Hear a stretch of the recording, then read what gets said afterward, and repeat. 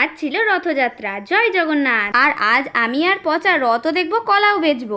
আর এদিকে আমরা বকবক করতে করতে চলে এসেছি মেলায়। এই যা, তোমাদের তো বলাই হয়নি আজ কি জন্য মেলায় এলাম। আসল কারণটা ছিল আজ আমাদের এখানে ছিল ইউটিউব ক্রিয়েটার মিট আপ, তাই জন্যই বললাম আর কি, রথও দেখবো কলাও বেচবো। আর এদিকে তোমরা যাদের স্টেজে দেখতে পাচ্ছ তাদেরকে অবশ্যই তোমরা চিনতে পেরেছো। আর সামনাসামনি জিদনিশিতাকে দেখে আয়াম তো পুরোই অবাক, কারণ এটা আমার অনেক দিনের ইচ্ছে ছিল। হুট করে দেখি রিতম আবার মনের আনন্দে গান শুরু করে দিয়েছে। স্টেজ থেকে নামার পর ক্রিয়েটারদের সঙ্গে এত ভিড় জমে গেল যে আমি একটা ছবিও তুলতে পারলাম না। আর এর মধ্যে আজ ছিল আমাদের পিয়াজির বার্থডে।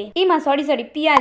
যাই হোক, উইশটা আমি সকালেই করেছি। আর কেক কাটিং এর সময় সবারই মুখ দিয়ে গান বেরোলেও আমার মনে মনে শুধুই হচ্ছিল, আরে ভাই কেকটা দে, কত রাত্রির হলো, খেয়ে দিয়ে এবার বাড়ি যাব।